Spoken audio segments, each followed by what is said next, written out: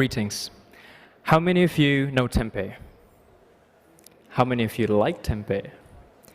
How many of you believe that tempeh could be a potential solution to global food security problems? I'm Driando, co-founder of the Indonesian Tempe movement. Please allow me to walk you through why I absolutely believe that that is the case as a food scientist and technologist. I'll make 3 points: why we should look into tempeh in the first place, what the science says about tempeh, and what the future holds for tempeh.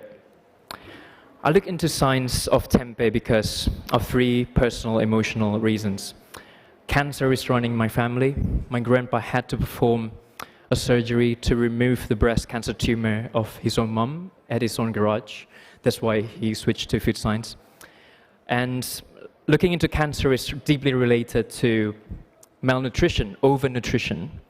But there's also this other side of malnutrition, which is undernutrition, that unfortunately hits very hard to the eastern part of Indonesia, including my friends. But not only health concern, environmental concern also hit me quite hard. I live not too far away from, unfortunately, the world's #1 most polluted river in the world, Citarum. It got me thinking, what could we do to preserve and conserve the environment? And could we even make high-quality food if you don't take care of the environment? And that's why, with the mission of the Indonesian Tempe movement that my grandpa, my mom, and I created 8 years ago as food scientists, we want to give people more access to nutritious, sustainable, and affordable food. We believe that people don't have to be rich to live like a healthier, more sustainable life. And what makes us truly believe that this is the case is because of science. So scientifically, compared to beef, in terms of nutrition, tempeh contains similar amounts of energy, protein, and iron. Significantly higher levels of fiber and calcium, and significantly lower levels of salt and saturated fat. Sustainability-wise, tempeh could produce the same amount of protein compared to beef, with 4 times less energy and 12 times less emission to be emitted to the atmosphere.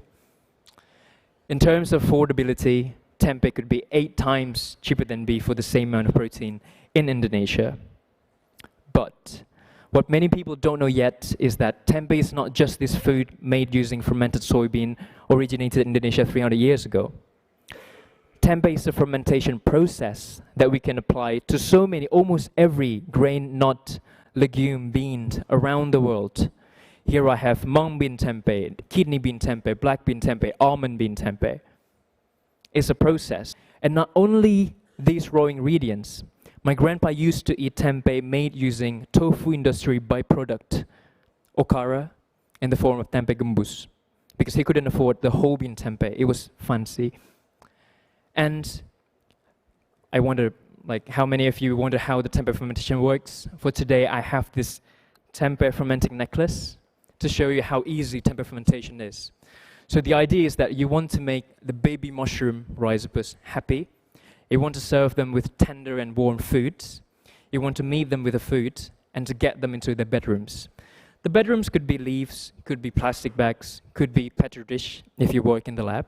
And in just 2 days, you got your own naturally nutritious food. So if you look at this simple but sophisticated process, we're just looking at the tip of the iceberg of the whole movement. After 8 years of running the movement, I've seen beautiful, beautiful new kinds of tempeh from all around the world. We're talking about white bean tempeh burger from Brazil, buckwheat tempeh soba noodle from Japan, fava bean tempeh wat in Ethiopia, bambara nut tempeh fries from Tanzania, vegan meat made using lupin bean tempeh in Europe. Now, to end my talk, one thing that I learned from the movement is that the naturally nutritious foods that we have now were not just inventions of the past. The naturally nutritious food revolution is still happening now, and I believe the tempeh fermentation is a big part of it. But also, tempeh is just one out of so many foods in which the R&D process has been done by our ancestors 4 years ago that are waiting for us to dig into as treasures, as the future foods that we need to feed the people, to feed us, to feed the planet in most sustainable ways possible. Thank you very much.